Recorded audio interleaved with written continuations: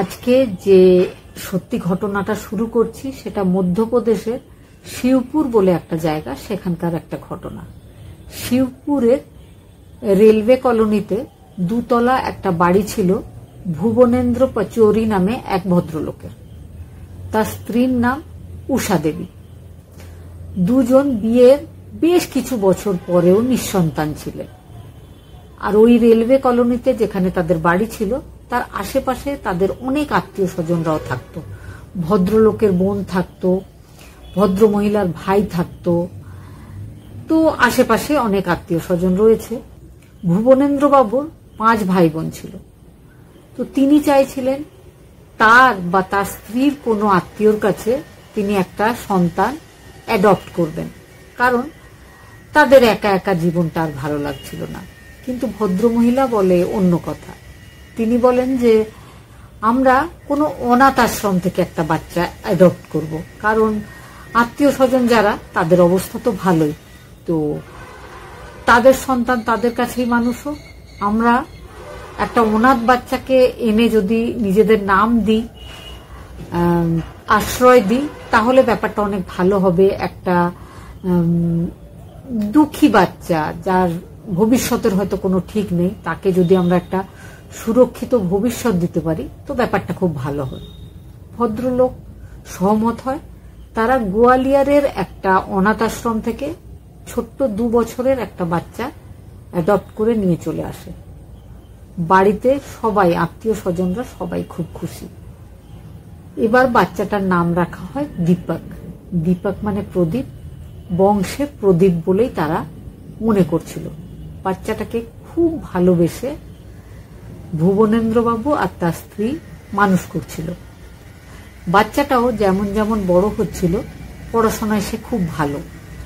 10th class যখন সে পাশ করে তো 94% নম্বর পেয়েছিল। যখন 12 পাশ করে 89% নম্বর সে পেয়েছিল।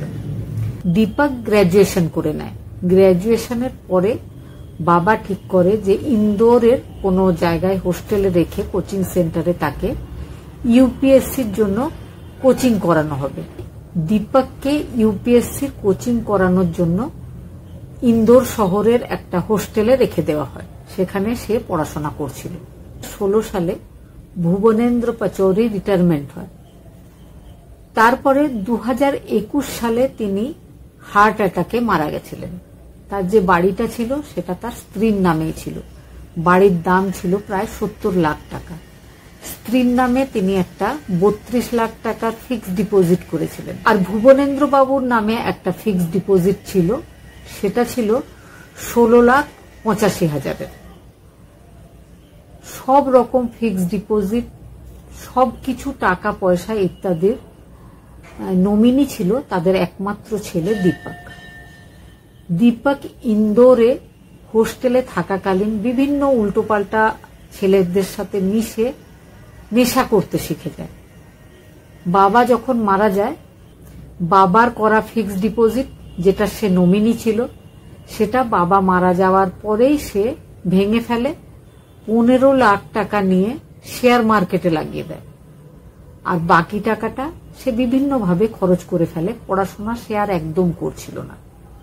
এবার সে মাঝে মাঝেই নিজের মায়ের কাছে টাকার ডিমান্ড করতে থাকে। সে জানতো যে তার মায়ের কাছে 32 লাখ টাকার একটা ফিক্সড ডিপোজিট আছে, যেটার নমিনি সে, কিন্তু মা তখনও বেঁচে আছে। বাবা মারা যেতেই সে নমিনি ছিল বলে সে খুব ভালো সেই টাকাটা নিতে পেরেছিল, কিন্তু মায়ের টাকা মা তো দিতে রাজি নয়।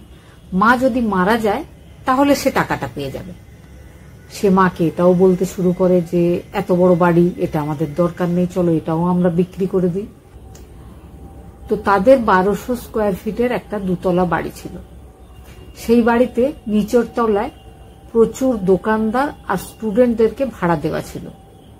তো এইভাবে সেখান থেকেও অনেকটা টাকা আসতো, যে টাকার বেশিরভাগটাই ছেলে দীপক মায়ের কাছে নিয়ে নিত। মা কিন্তু এই ব্যাপারগুলো নিজের যে আত্মীয় স্বজনরা আশেপাশে থাকতো তাদেরকে বলতো। আর আত্মীয় স্বজনরা মাঝে মাঝে ছেলে দীপককে বসে বোঝানোর চেষ্টা করত যে যা কিছু আছে তোমার মায়ের, ভবিষ্যতে কিন্তু সবটাই তোমার, তাহলে মাকে কেন বিরক্ত করছো বা এক্ষুনি টাকা দিতে হবে এমন বলছো কেন? যে টাকাটা তুমি তোমার বাবার পেয়েছিলে সেটাও তো তুমি রাখতে পারোনি। তো বিভিন্নভাবে তাকে বোঝানোর চেষ্টা করত তার আত্মীয়রা, যারা তার আশেপাশে থাকে। কিন্তু ঘটনার দিন 6 মে 2024, ছেলে দীপক 5 দিন আগেই ছুটিতে হোস্টেল থেকে বাড়ি এসছে মায়ের কাছে। মাকে সে মাঝে মাঝেই টাকা ইত্যাদি চাইছে, যেমন সে সব সময় করে।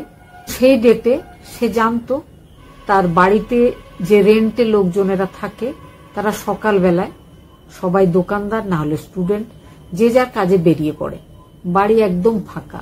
দীপকদের বাড়ির সামনেই একটা বাড়িতে তার পিসি, পিসমশাই আর তার ফ্যামিলি থাকতো। দীপক কিন্তু জানতো 6 মে তারাও বাড়িতে নেই, তারাও একটা কাজে বাইরে কোথাও গেছে। সুযোগ বুঝে সে নিজের মাথায় একটা প্ল্যানিং করে। প্ল্যানিং করার পরে তার মা তুলসী গাছে জল ঢালার জন্য 2 তলায় উঠেছিলেন। 2 তলার ছাদে তার তুলসী গাছটা রাখা থাকতো। তিনি জল দিয়ে যখন নামতে যাচ্ছিলেন, তার ছেলে পেছন থেকে গিয়ে আচমকা তাকে ছাদ থেকে ধাক্কা দিয়ে ফেলে দেয়। ভদ্রমহিলা পড়ে যান, কিন্তু মারা যাননি। একটা লোহার রড নিয়ে তাকে 10-12 বার আঘাত করা হয়। তারপরে তার শাড়ির আঁচল দিয়ে তার গলায় পেঁচিয়ে শ্বাসরোধ করা হয়।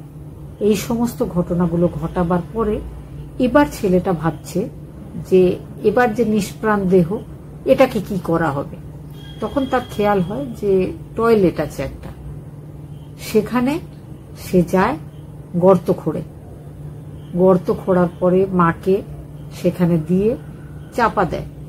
চাপা দেওয়ার পরে কিছু উল্টো পাল্টা জিনিস যেগুলো স্টোর রুমে রাখা ছিল সেগুলো সেখানে ঢুকিয়ে দেয়। ঢুকিয়ে দেওয়ার পরে সে ওয়েট করতে থাকে। পাড়াতে যে আরো লোকজনেরা থাকতো, তার পিসমশাই একদম সামনে থাকতো, তার মামা কিছুটা দূরেই থাকতো। তাদেরকে সে জানায়। রাত্রেবেলায় 9:30টার সময় দীপক, দীপকের পিসমশাই আর দীপকের মামা 3 জনে পুলিশ স্টেশনে যায়। পুলিশ স্টেশনে গিয়ে দীপক ইন্সপেক্টরকে বলে যে তার মা সকালবেলায় 10:30টা নাগাদ মন্দিরে গেছিল পুজো করতে। সে সারাদিন অপেক্ষা করেছে, মা কিন্তু মন্দির থেকে পুজো করে আর বাড়ি ফেরেনি। পুলিশ ইনভেস্টিগেশন শুরু করে। পুলিশ প্রথমটায় সিসিটিভি দেখছিল। সিসিটিভিতে পুলিশ দেখে যে সেই মহিলা যে মন্দিরে যেত বাড়ির কাছে, সিসিটিভিতে তার কোনো ফুটেজ নেই। তিনি বাড়ি থেকে বেরোননি, তিনি মন্দিরেও যাননি। তাহলে তিনি কোথায় গেছেন? আত্মীয় স্বজনদের সাথে যখন জিজ্ঞাসাবাদ হয়, আত্মীয় স্বজনরা কিন্তু বলে যে বাবা মারা যাওয়ার পরই দীপক সব সময় টাকা পয়সার জন্য মাকে বিরক্ত করত। বাড়ি বিক্রি করে দিতে বলতো, ফ্ল্যাট বিক্রি করে দিতে বলতো, এফডি ভেঙে টাকা দিতে বলতো। আর সে অলরেডি 16,85,000 টাকা কিছুটা শেয়ার মার্কেটে আর কিছুটা নিজে উল্টোপাল্টা ভাবে নষ্ট করে শেষ করে দিয়েছে। আত্মীয় স্বজনরা পুলিশকে এটাও বলে যে দীপক উষা দেবী আর ভুবনেন্দ্রর নিজের সন্তান নয়, একটা দত্তক নেওয়া সন্তান। পুলিশের এবার সন্দেহ হচ্ছিল দীপকের ওপরে। পুলিশ বাড়িতে আসে, বাড়িতে বিভিন্ন জায়গায় খুঁজে দেখছিল কোথাও যদি কিছু ক্লু পাওয়া যায়। তো তারা একটা জিনিস লক্ষ্য করে, পুলিশ যখন ইনভেস্টিগেশনের জন্য দীপকের বাড়িতে যায়, উষা দেবীর রুমে যায়, তখন পুলিশ দেখে যে উষা দেবীর রুমে একটা লোহার বাক্স টাইপের জিনিস আছে, যেটাতে উষা দেবী নিজের মূল্যবান জিনিসপত্র হোক বা দরকারি কাগজপত্র হোক সেখানেই রাখেন। একদিন আগেই তিনি নিখোঁজ হয়েছেন, নেক্সট ডে কিন্তু তার ছেলে সেটার তালা ভেঙেছে, ভেতর থেকে কাগজপত্রগুলো বের করেছে। পুলিশের সন্দেহটা বেড়ে যায়। 6 তারিখ রাত্রেবেলায় পুলিশ স্টেশনে গিয়ে মিসিং ডায়েরি করা হয়েছিল। 7 তারিখে পুলিশ সিসিটিভি চেক করেছিল। 8 তারিখে সকালবেলায় এসে দীপককে অ্যারেস্ট করা হয়।